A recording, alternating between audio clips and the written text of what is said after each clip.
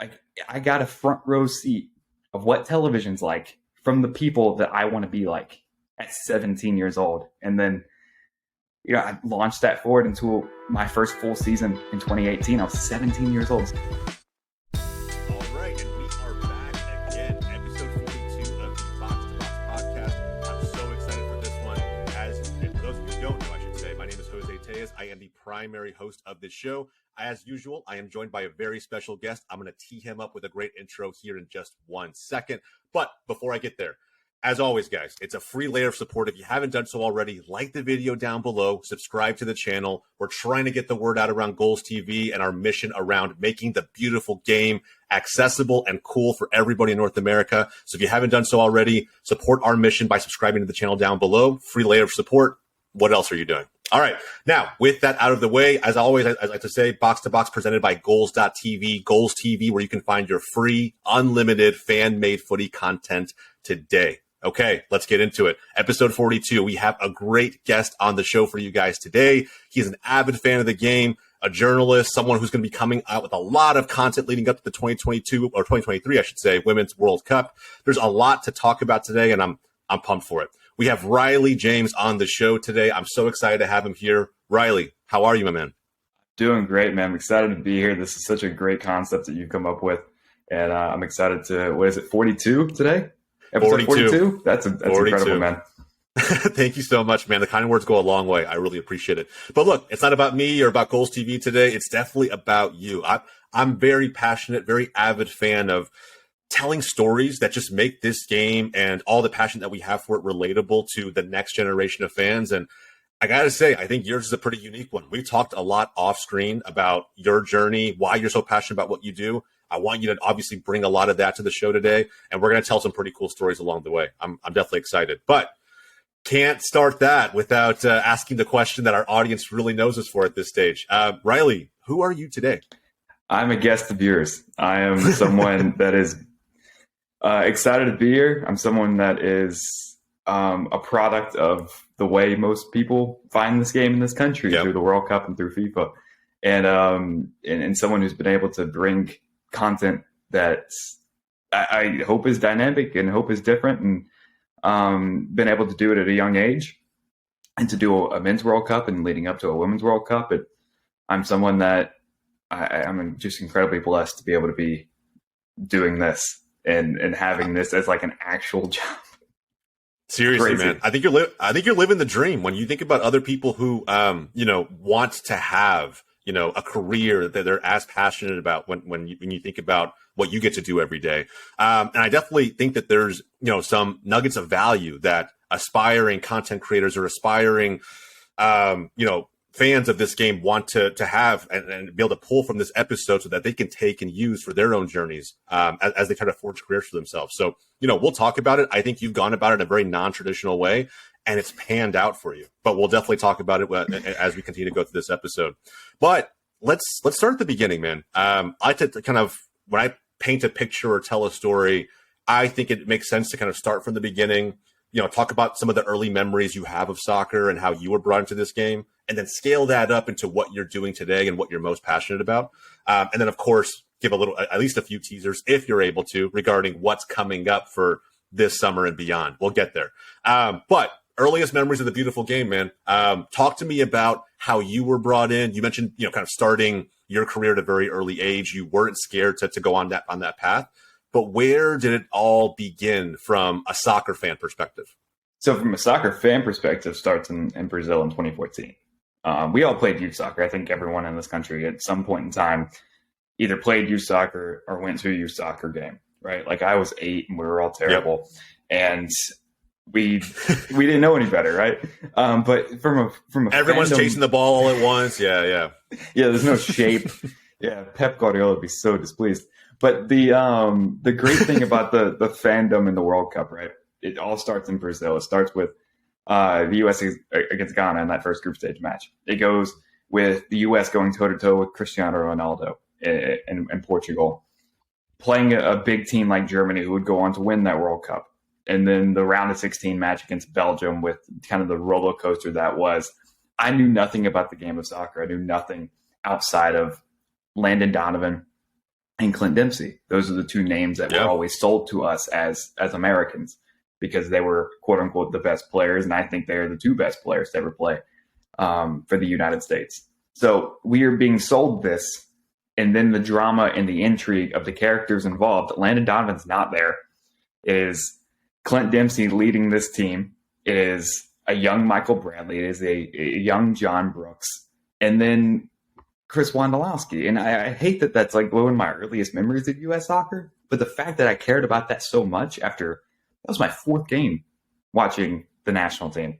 The fact that I cared about that so much, the fact that I remember exactly what I was doing when that happened, that indicated to me at my very ripe age of 13 years old that like this is something I actually am going to like past Brazil. So watched the rest of the tournament after the round of 16 loss against Belgium.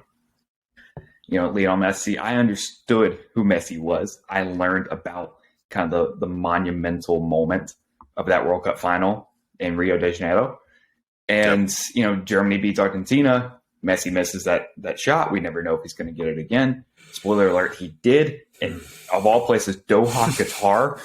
But, you know, we'll get to that later. But it's incredible to see what a World Cup could do for a 13-year-old American kid who knew nothing about the game. And now I am covering the World Cup. And going into the Women's World Cup in Australia, I just came off the men's in Qatar. And it's amazing what can happen in 8 years and 2 World Cup cycles with all the stuff that happened in 2018 with the U.S. And really, it's a referendum on American soccer culture, the fact that we were so invested in 2018 when there was no United States men's national team at the World Cup.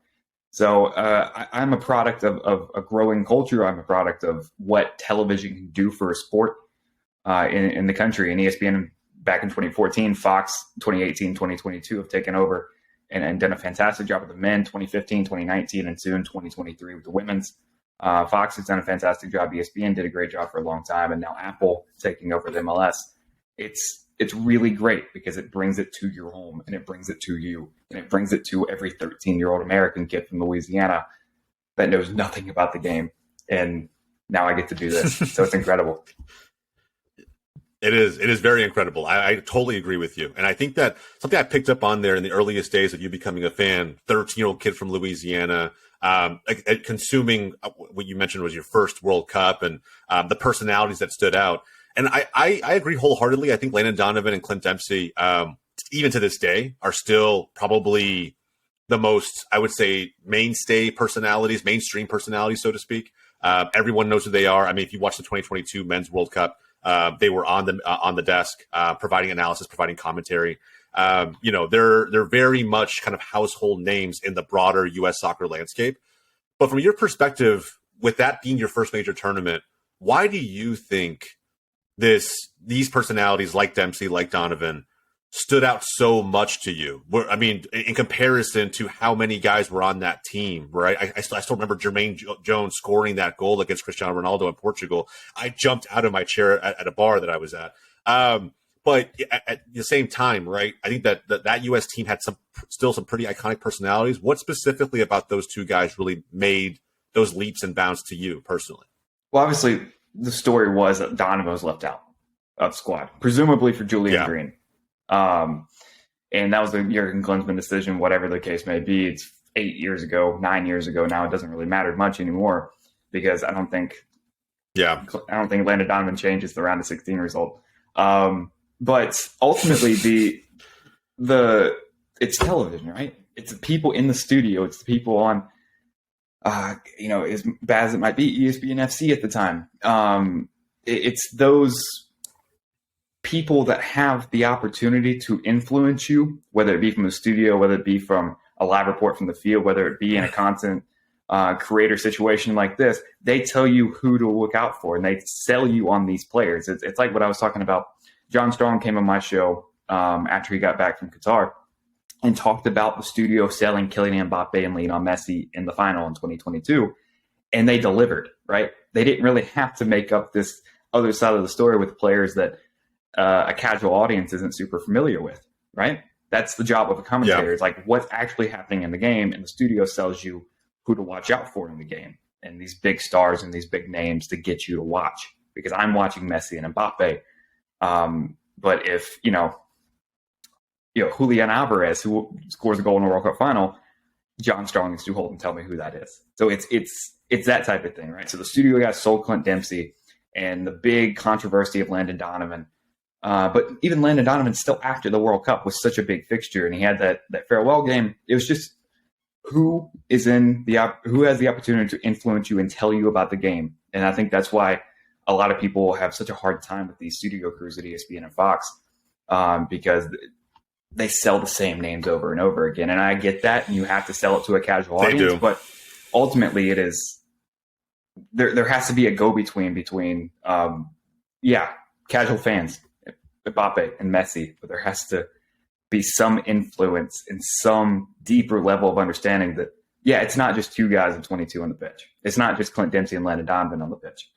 Jermaine Jones is an incredible player, and we all found out about that because he showed us, but we wouldn't have known to watch out for him. Kyle Beckerman, it went like a really instrumental midfield piece in 2014, but like we only knew him because of his hair. Like they would sell us and do like this really weird segment on his hair, and they wouldn't tell us anything about him as a player.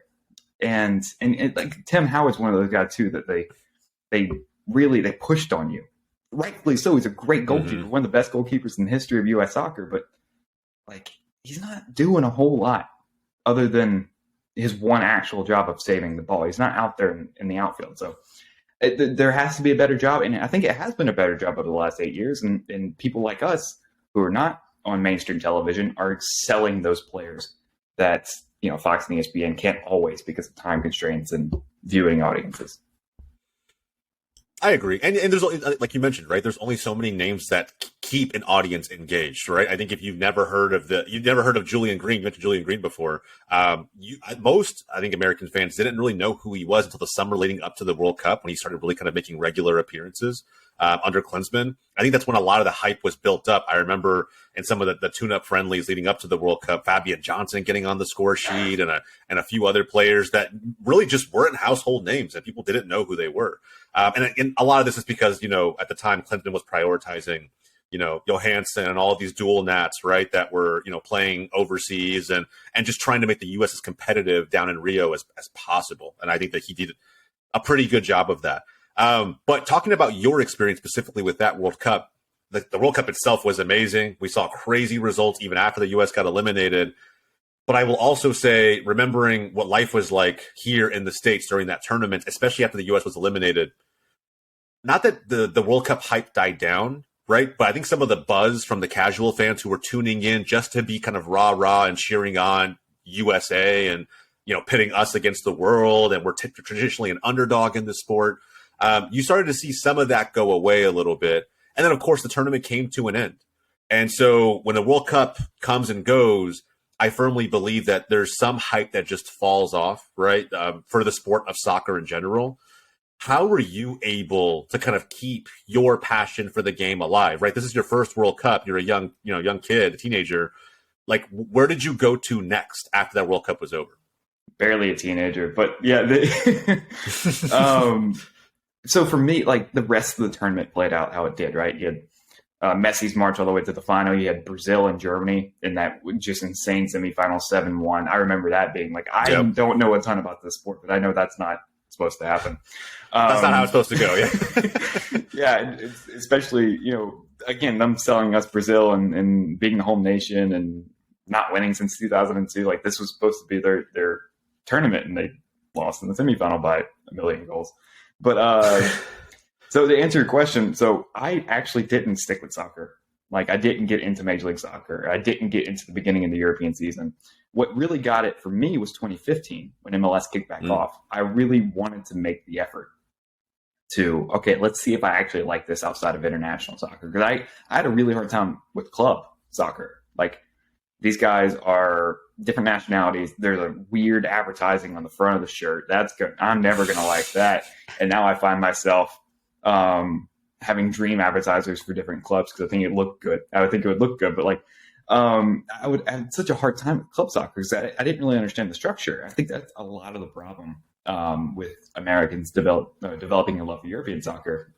Whether it's England or Italy or whatever the case may be, or just understanding how Sure. UEFA works as far as like a Champions League and a Europa League and whatever the Conference League is now. Like, it's so difficult to understand sometimes. So figuring all that out, I started small. I started local with Major League Soccer. All right, I need to find a team because that's the culture, right? I grew up in Louisiana. Yep. LSU football is such a big part of the culture here. The Saints are more or less good sometimes.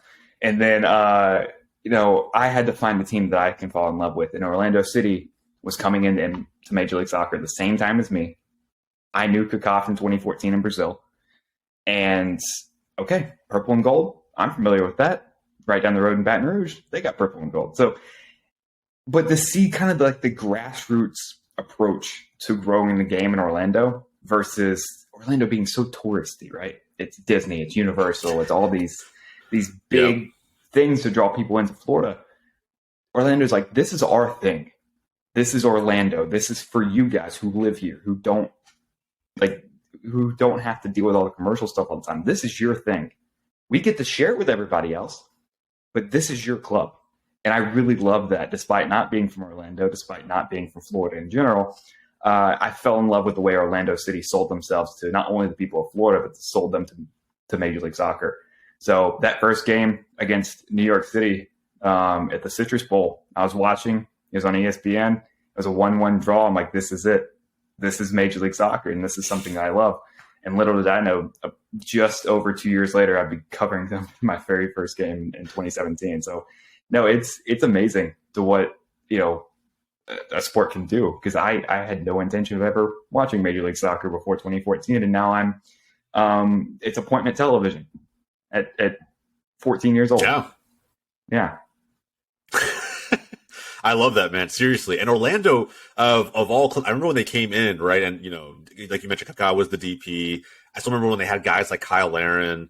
And, the team itself, the team itself, I think, had a pretty decent start. And to me, I feel like it created this snowball effect. I think when Orlando came in, and you saw it a little bit too with Atlanta United, expansion teams in the MLS kind of, I don't know, they hit the ground running in this country and in this league in ways that legacy clubs still cannot do. They built momentum with the fan base and seen success relatively quickly in comparison to some of these older standing MLS clubs who've been around for a while. I live in a legacy market in Dallas, and FC Dallas is always pretty good for the most part, right? But making that jump from third place in the West to top two or even the top dog, we haven't really done it since like 2010, 2011, right? So it's been a long time, and I think that it's Orlando kind of set the precedent for a lot of expansion clubs and how quickly they've been able to get acclimated into a brand new league and generate a ton of buzz around it.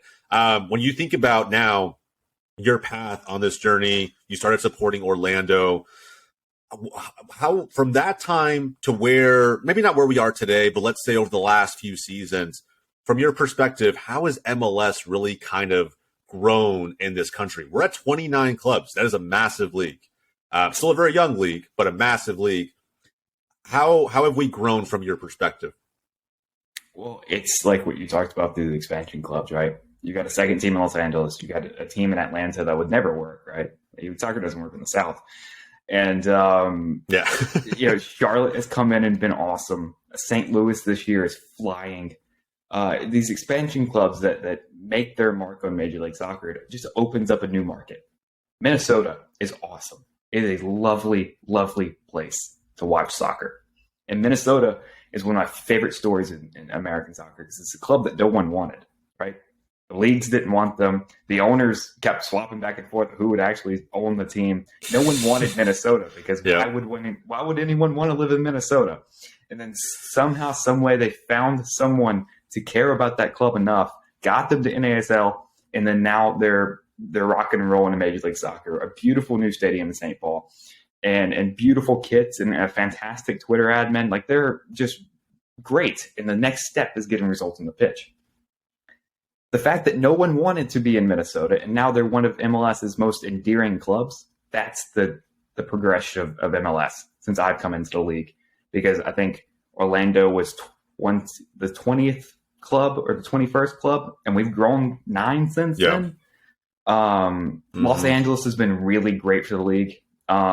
the LAFC and the Galaxy and El Trafico, Charlotte coming in an NFL stadium and them doing so well with attendance, Atlanta United winning MLS Cup, much to my chagrin as someone who is a product of a fabricated rivalry in Major League Soccer. Orlando and Atlanta still don't get along very good.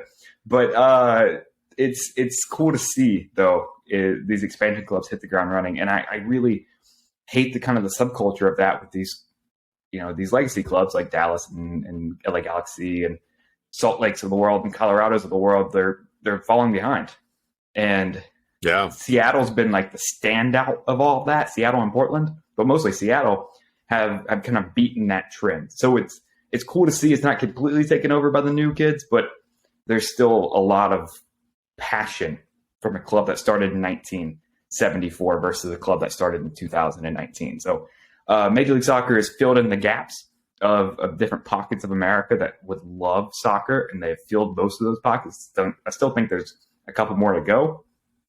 My perfect idea of what Major League Soccer might be is you get to 40 teams, you split it, MLS 1, MLS 2, kind of set it up like the Bundesliga and roll with it. But I'm not Don Garber, and I can't pretend to be, but it's that would be my plan going forward. But ultimately, I think Major League Soccer is fantastic. This new deal with Apple that we mentioned earlier has been such a big added benefit, because not only are you getting live matches every Saturday available to you, replays available on the same app, but you're getting a lot of exclusive content that you wouldn't get anywhere else, which is really, really great, all in one place. Yeah. So good for Apple and good for MLS. 100%.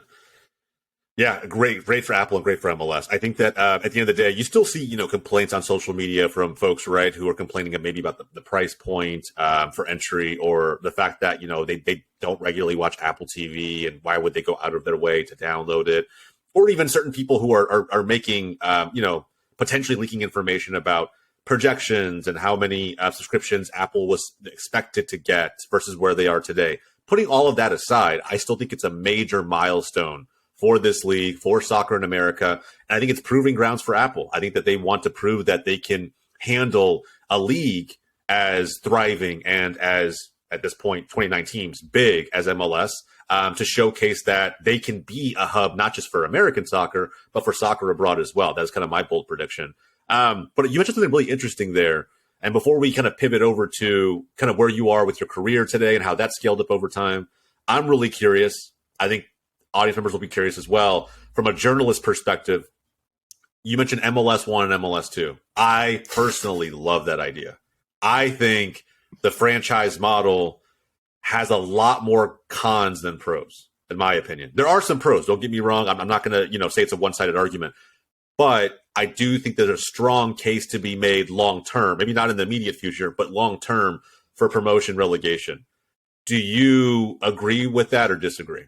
I think it would be the most American style promotion relegation, right? It is.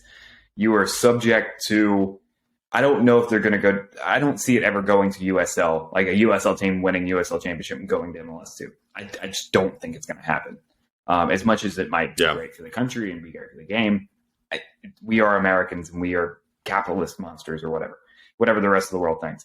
But the ultimate thing for Major League Soccer, are you watching late in the season Colorado and Vancouver? Probably not. Would you watch it if MLS 2 was an option for one of those teams, whoever lost that game? It's a built-in relegation battle. Who's watching Everton and Leeds in the Premier League? Those fans, if there's a chance to get relegated, right? You mentioned that. I'm glad you really mentioned that. I remember watching Everton last season, again, only because there's a relegation battle to be had. And when they secured just even staying up in the Premier League, the fans celebrated. They might as well celebrate as they won the Premier League. That's how it looked and felt, right? Everyone stormed the field. It felt like they had won a major trophy, but yet all they did was avoid what they considered in their mind to be disaster. Right, and relegation kills clubs. We've learned that before. Sunderland is way down in the third division of English soccer. They were once a powerhouse in the top flight. Now they're nothing. I hate to say that, but they are essentially nothing. We don't ever think about them anymore, except for their great relic of a couple of years ago when they were, rolling through the Premier League. They were not really rolling through the Premier League, but they were in the Premier League. And 100%. It's that is the key point for me. If you're watching Everton and Leeds, it's because you're interested in one of those teams going down or staying up. If you're watching Colorado and Vancouver, you're a sicko. If you're watching that game in October, like the MLS does not give you a reason to watch that game, except for who's going to get the third overall pick in the MLS Who Cares draft, and that's it, right? The MLS Super Draft did produce, I don't know, a handful of players over the course of its history, but it's not really like a big deal like it is for the NFL, the NBA. The NFL draft, you tank for the number 1 overall pick to get a generational player, and then in 5 years you're really good. MLS doesn't have that. So it needs to be more interesting going down the stretch. And I think MLS can fix that problem by introducing that system. And MLS 2, you have, and a whole other interesting part of that too. Are you wanting to go up to Major League Soccer 1, MLS 1? One of my favorite soccer memories of all time is probably one of the most, the biggest relegation and promotion relegation moment of all time with Watford and Leicester, whatever year that was. Saves a penalty, goes down, Watford scores, Leicester's not going to the playoff final, and Watford goes through. But that doesn't happen if there's no promotion relegation, because no one cares about that game. But it means so much for clubs to get to the next level, or just to even stay at the level that they're at. So that's the next step for American soccer, at least in my mind. I don't know if that's it's probably a 10-year project maybe, because you have to be able to get 40 teams, and we are pretty much stuck at 31 right now, 32, maybe with Sacramento and Vegas and San Diego and whoever else. I would love to see Indianapolis. Indy 11 just is building that brand new beautiful stadium right there on the river. Indianapolis is really kind of this hotbed for a soccer that we don't talk about a whole lot, because Indy 11 just won the championship, and they're building, I think it's a 20 or 25,000 seat stadium for a USL club. That's their bid for Major League Soccer, is that we have the stadium, we have the attendance, we have the pedigree to be able to be competitive. So it's finding markets like that. What's the next step? What's these smaller markets? And what big market doesn't have a club yet? So I think that's really interesting. Yeah, I agree wholeheartedly, man. I think there's so many good things that you said there. And talk about, markets that I think could benefit. I mean, being here in Texas, I think of San Antonio. I know that there was a kind of a lull period there in the USL where they lost some fans. But I think them becoming competitive again, upsetting MLS teams last season in the Cup, and then of course, having some championship pedigree there. I don't know. I totally see where you're coming from in terms of getting to that 40 number. And look, man, I never really thought about a hybrid promotion relegation model. It sounds like what you're describing, right? It's not full on promotion relegation like you see in leagues abroad, but it does offer some sense of entertainment and frankly something to go after if you're not a team who typically sees success season after season, something to fight for when the season's over. I think it's a massive step for the league to take, provided that they find a way to make it work monetarily and for every club that's involved, right? I imagine there'll be quite a bit of pushback. Well, also, I mean, if you really want it to work, it's going to work, right? Yeah. If you want it to work, it is going to work, because I would love to see Forward Madison play LAFC in a meaningful MLS game. That would be awesome, right? If Forward Madison's good enough to make it to Major League Soccer, they should. And, same thing with like New Mexico United. They would probably have to get out of a baseball stadium, but that's like the charm of New Mexico United. And we gotta figure out some way, because I understand that MLS is viewed upon negatively in Europe. And honestly, for a long time, I couldn't care any less about how Europeans view Major League Soccer. But now we're getting to the point where like the U.S. national team is getting better and better. And we have to have a developmental system. And look, U.S. soccer has no obligation to Major League Soccer. And Major League Soccer has no obligation to U.S. soccer. There has to be some tandem in play where there maybe could be benefits to switching the system. But that's a conversation for, a different show. because like we could a talk different for show, a hours on different day. We could talk for hours about that. I think that, at the end of the day, a lot of fans really could. They probably could sit there and have that argument on either side of that coin for a long time. But I do think it's worth consideration. Some kind of model that just offers more incentive to teams who are lower in the table, because it's only going to bring more fans in, period. That is a fact. I think from there needs to be just more conversation built around that. So we'll see what happens. I think it's an interesting argument to make, and I'm glad that you made it. Moving on into kind of just a slight pivot here into your career and kind of how that scaled up over time. I think we've definitely touched on how you were brought into this game. How has, your earliest memories of 2014 World Cup, coming into MLS, becoming an Orlando fan, how did that start paving the way for the career you wanted to have? Because I feel like your bias for action was very high, right? You came into this at a very young age, still very much a teenager, pursuing journalism, right? Where did the motivation to start wanting to create content around this game that's still very much, especially at that time, very much niche in this country? Where did all that come from? Twitter.com. But because I was tweeting, right? Like I was tweeting, and apparently a couple people thought this dumb 16-year-old kid had some thoughts that people cared about, and I got reached out to on Twitter about working in creating content. So it's like, $15 every couple of weeks is fun, especially when you're 15 years old and 16. So, but I remember making the effort to, okay, I want to make this as good as possible. And then I went back a couple weeks ago, like post World Cup, like kind of cleaning my computer, and it's like, all right, I got to keep all the clips that I like, put them in a file, try to, use them down the line for whatever. And I found a bunch of the first couple of videos that I did, and they're terrible because I had no formal training and I had no idea what I was doing. And that's kind of the model I had to use, because I started covering Major League Soccer, at least in like a video capacity, and doing stuff for very little money. Like I said, $30 a month, which is, I was killing it when I was a teenager, but that doesn't last very long. $30 a month. It doesn't scale up well. Definitely. Yeah, doesn't. No. Now I'm 22, and that would not work. But as far as like the actual in-game stuff, my first game of my life, July 29th, 2017, Bobby Dodd Stadium. It was the second ever meeting between Atlanta United, and they were hosting Orlando City. And I remember that because I was coming back, incidentally enough. Timing worked out great.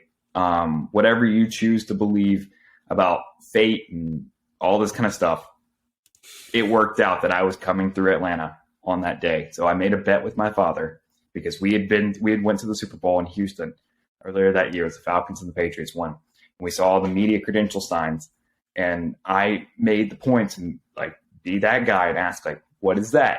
And the guy told me, it's like, yeah, that's media. I'm like, okay, that's really cool. I'm 16. I'm like, I want to do that one day.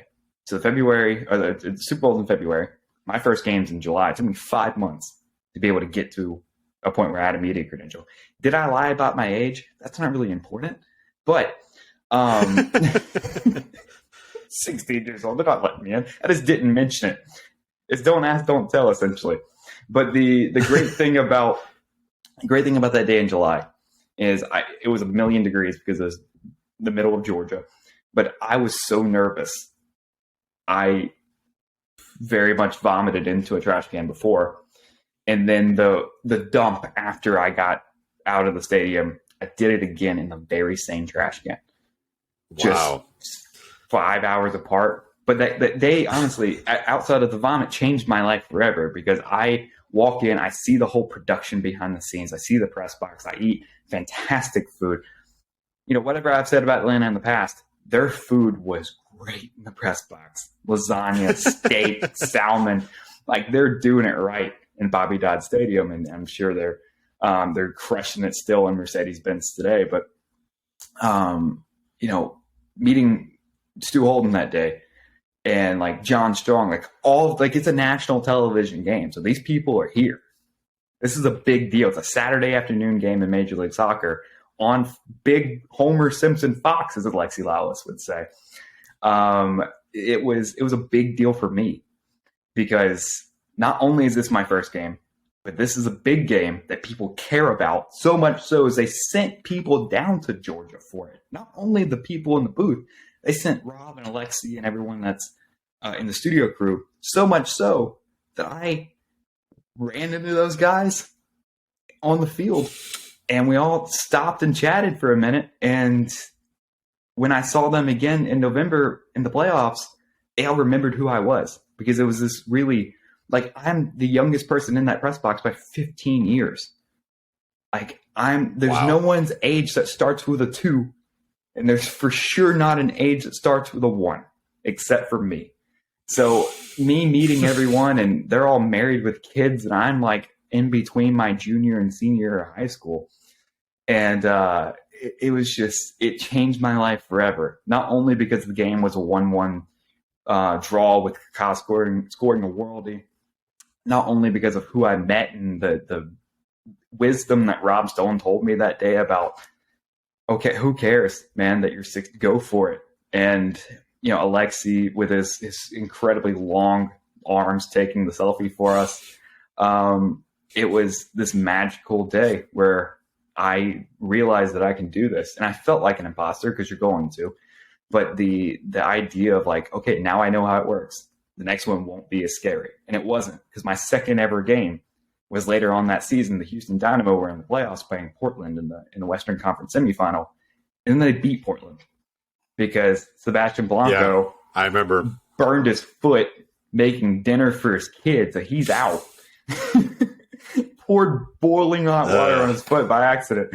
And they win in the Western Conference final. Fox is there. ESPN has the East, Fox has the West, and they're playing Seattle. And, you know, Brad Spencer and I were in the same hallway, and he's like, how old are you? So I told him I'm 17, and we're talking for a second. Like, this is the head coach of the Sounders. This is his first season, because he took over in the middle of the season. They go on to win MLS Cup that year, but we're talking. He's like, that's awesome, man. Like, he's like in game mode kind of, because he's getting prepared. And I walk onto the field before the game, and I see Rob and Alexi, and they're talking, and they recognize me almost immediately. Like, they call me over. So I'm sitting on the Fox set. I'm 17 years old. I'm sitting on the Fox set, which is just, you know, chairs and a couple like it's lights and stuff and the camera. And like, for some reason, there's hay bales there too. It was really interesting setup from Fox, but like those moments, right, made me realize that like this is possible. These two guys who I watch on my television, like him or not, people have a lot of opinions on Alexi Lalas. He's been great to me. Like, he really has. And on a personal level, on a professional level, he's been great to me. So I will never say anything bad about Alexi. And then Rob, you know, both of them have been on my show, If Anyone Cares. John's been on my show, If Anyone Cares. Katie Witham, who I met that day, who was working for Fox as lead sideline reporter. We all, like, I got to be a part of the Fox crew for 5 minutes, and they told me what this was and how this worked and their feelings about the game. And I got to watch them work, because Mark Guioto, one of the wingers for Houston at the time, pulled up. So they're talking to their microphone, like, hey, watch out for this. And then like, I got a front row seat of what television's like from the people that I want to be like at 17 years old. And then, you know, I launched that forward into my first full season in 2018. I was 17 years old still. And I didn't turn 18 until September of that season. But my first full season in 2018, did it again in 2019. 2020 was a wash because of whatever. 2021 was, you know, kind of weird still because of you know, a lot of the protocols. And then going into 2022, and now we're here in 2023. It's just, I learn something new every year. I try to take it and run with it and make mistakes and understand that I am still a teenager and then in my early 20s. And I was a full-time college student, also a full-time journalist covering games. And then a lot of my school assignments, weirdly enough, I would just use my work stuff and just coast that week, right? Because we're like, hey, you guys write a story about this. I'm like, it's here. And I turned it in. It was plagiarism. It was my story. Like I got like an F because it was plagiarized. So I like called my professor. I'm like, I wrote the story. It's me. He's like, because in school they have your legal name in the system, and Riley James is not necessarily my legal name, and he didn't catch that. And yeah, that was a fun conversation. But like, he's like, you have to do this. Dude, imagine having to convince your professor that it's actually your story. That's actually wild, man. That's so crazy to me. But with that said, kudos to you, man. You literally were like doing your college work and your professional work at the same time. Dude, I'm just hearing your story, man. I'm like ready to run through a wall. I think it's so inspiring to hear about such a young person who had bias for action that most young people, I'll be honest, at least the young people that I've met, just don't have, right? They kind of wait for life to come to them sometimes.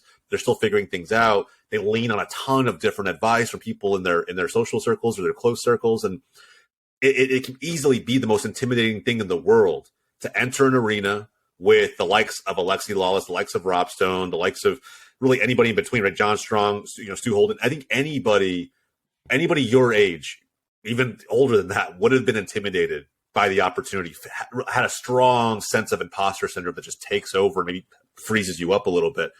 But it sounds like it worked out well. It's paved the way for where you are today. I know we're kind of getting close to time here, but I'm really curious. I mean, is there a piece of advice you would give to the next person in line? Strong, ambitious person. They kind of have a sense of what they want to do. They want to impact the game the way that you have. Maybe they just want to create content. Maybe they just want to launch a channel and they've been sitting on this idea and have never pulled the trigger on it. What would you tell that person? So one, I'll correct you as far as like, I did feel intimidated, right? Like there was a massive amount of intimidation, but I knew for some reason very early it clicked in place. If I don't do this now, I don't have this charm and this token teenager tag.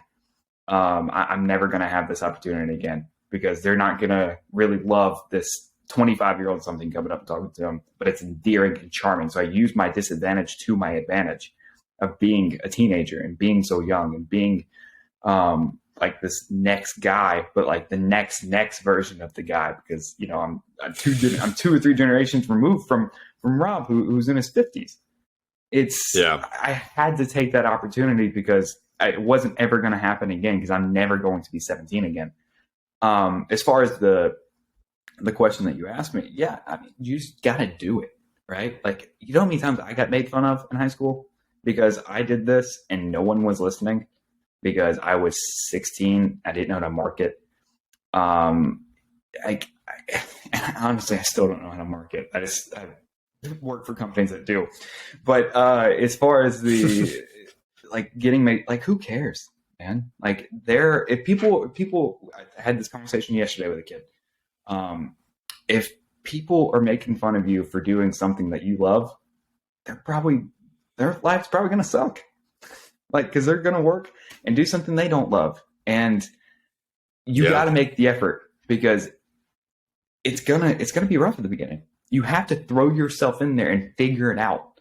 Luckily, I threw myself in there at such a young age that I really didn't have like this real big, like, if I failed, then this, because if I failed and I was 17, who cares? I can just go get a normal person job. But you have to be able to fail. You cannot be afraid of that, because if the first time you fail, and you will fail, the first time you fail, it cannot be devastating, cannot cripple you, because I failed at If Anyone Cares. My first iteration of the show was terrible. No one listened. We had some stuff go down with the name, and then we launched it again.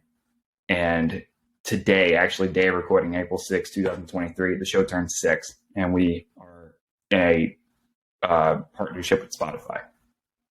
You got to keep going. I love it, man. You always got to keep going, because you don't know what's going to happen next. In 2018, I'll tell you this, 2018, my first full year covering Major League Soccer, 17 years old. A lot of the content stuff wasn't working. I romanticized all of this. I wasn't good at what I was doing. I was just a token teenager. So everyone's like, okay, cool, let it go. I made a lot of mistakes. I continued to make a lot of mistakes. But the thing that happened that changed the course of my career, and not just being this like really cool story that launched me to actually being a journalist was Houston played Philadelphia in the U.S. Open Cup final, and the draw dictated that it was going to be in Houston. And I live 2 hours away from Houston. So I would drive to every game, there and back, same day. But the Open Cup final, Wednesday night, September 26th, 2 days before my 18th birthday, I did an Open Cup final at 17 years old. Live show beforehand. We really went all in and made this work. Did a show live from a Four Seasons hotel in downtown Houston. Like, just ridiculous. Nothing. Like, we went all the way in on this. And I did the final. It was one of the best things we ever did. People cared enough to watch it. People cared enough to listen to the stuff, care about what I wrote. And then I got home that night at like 4 a.m. because my car broke down the way back. So, like, as much as I romanticized that night, like, yeah, we still have some 17-year-old problems. You're going to have problems. It's going to suck a lot. But you have to choose the suck, right? Because if parts of my job suck right now, like, I hate editing. And I have to edit all of the time.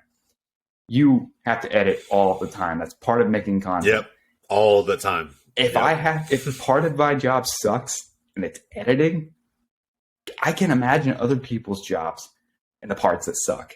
I'm willing to edit all day long to not have to do anything else, because this is the chosen career that I picked. And it's the only thing I've ever wanted to do since I was 8 years old. From when I saw guys wearing suits, talking on television about the game of football. And I mean American football, because I wasn't in soccer yet. I asked my dad, who are they? And he told me they were the commentators. He explained to me the whole process. I'm like, I want to do that. And a kid who had a speech impediment at 8 years old turned into a commentator by the age of 18, 19, doing games on radio. You can do anything you'd like. Really, anyone can do anything. You just got to have a couple opportunities, a couple bits of luck, and just always be ready, because you never know when your Open Cup final is going to happen at 17, right? The only reason I got to do 2019, which was the best year of my career, the only reason I got to do that was because of my work on September 26, 2018 at the Open Cup final. I don't think I was getting renewed for another season. But one game changed my life, and that's all it ever takes, is one opportunity. So keep going and just work as hard as you can. And I know that's cliche, and I hate that too, but it's true. So make sure to always. It doesn't mean it's not valuable. Right. No, it is. Always be ready. Yeah. Always be ready. Yeah. So. I agree, man, wholeheartedly. I think your story is massively impactful for those who think that they could be too young to pursue something, not experienced enough to pursue something. Sometimes it just takes you putting yourself out there. I think that to me, that's what I took most from what you just kind of ran us through. And then on top of that, perspective, right? Like you mentioned, we both have to edit as content creators all day. Life could be a lot worse. We could be really dreading what we have to do day in and day out. And that could just be the rest of our lives, right? I think we're, remembering that we're pretty fortunate to be able to talk about the game the way we do. And man, I think you're so much younger than myself, right? About 10 years younger than I am. And I think that, I'm already inspired by the journey you've been on, and I'm super excited to see where you go. Seriously, Riley, I think it's massive. And I think there's a lot of value that the audience can unpack from this episode today and just your story in general. With that said, I do want to give you a really quick platform to talk about what's next for you, your coverage career. And I got a lot of really cool plans coming up. I don't know how much you can really allude to them and talk about them, but I do want to give you some kind of platform to do so. So with the rest of 2023 and beyond, what's next for you in your career? Okay, so given opportunity to promote If Anyone Cares. If Anyone Cares is something I've been doing for 6 years today. I interview all kinds of folks, not a sports show, not a soccer show. Interview all kinds of folks. Makeup. Like, I interviewed a makeup artist who does a bunch of different celebrities and work for big publications. I've interviewed educators and doctors and Olympians and all kinds of people, because I think people are fascinating. Everyone has a story. You just got to be able to find it and find the best one that works for an hour, interview show. So it's really great, and I'm happy that we get to do that. Episode 100 comes out at the end of May, so that's going to be really cool. Very Go check that out. It's Spotify, a lot of exclusive stuff that we have on Spotify, show sponsored playlists, because, what's Spotify without music? So we have a lot of stuff that we have cultivated with Spotify to create for different types of things. We have a lot more coming out soon. Our summer playlist is getting revamped as we go into April and May and June. And speaking of the summer, we have a fantastic opportunity to, I think, publicly announce. I've alluded to it a couple of times on Twitter, but I'm covering the 2023 Women's World Cup in New Zealand and Australia. I'm doing it from the United States. I'm doing it from home. It's going to be a studio show. We're going to release at the end of every day. And we are still working out how many shows and how it's going to go. But ultimately, it's going to be very, very, very, very similar to our coverage for the Men's World Cup in Qatar, except for a little bit more in depth and a lot higher quality in production, because we learned from the mistakes that we made at the Men's World Cup. We're going to bring in all the solutions and probably some new problems into the Women's World Cup. But you, as the viewing audience, will never know about any of the problems we have behind the scenes, because we are all here. And this is kind of my idea as someone who hosts a podcast and has pretty much moved to platforms using my voice rather than my writing ability. We are here to service you, right? You are spending time that you're not being paid to spend with us, to watch our content, to listen to our content, to consume us and all of our thoughts, however smart they may be. So anything that we do behind the scenes, anything that we do on camera, preparation, graphics, interview style, interview questions, interviewees, it's all to service the people watching and people listening, both on Spotify and, maybe GOLZtv. Depends. We got to talk about some stuff off camera, but I'm excited to possibly to bring it here, because what you've done has been fantastic. But ultimately, a Women's World Cup is such a cool thing as an American, because we are so good at women's soccer, and it's a dream come true to be able to cover a Men's World Cup and a Women's World Cup, and so like the proximity of it all. Yeah, maybe not a dream come true. I would have been fine with 12 months, but 8 months is pretty good too. Yeah, really good. Let's just be honest. Very good. Look, man, I think this is great. I think you have so much that you've done already. You've accomplished in your young career. I think you have a ton to be excited about. And look, for anyone who's kind of stuck around to the end, I'm going to be linking all of these shows kind of down below in our description notes. Be sure to check them out. If you haven't done so already, follow along, subscribe to the shows. I think that Riley's telling some stories that many out here just aren't telling. And the beauty of it is, whether you're a soccer fan or not, he's probably got something for you regardless. So again, with that said, Riley, thank you so much for coming on the show today. There's so much value here, man. I'm going to watch this back and probably just, as I'm editing and creating clips, just absorb some of the knowledge for myself, man. I think there's so much for anyone to learn from this episode. But again, man, can't thank you enough for being on the show today. I really appreciate it. If you haven't done so already, guys, again, I'll say it again. Like the video down below, subscribe to the channel, and if you haven't checked this out yet, go check out GOLZtv, your source for free, unlimited fan-made footy content. From all of us here at Box to Box, my name is Jose Tejas. Thank you so much for watching. We'll see you guys next time.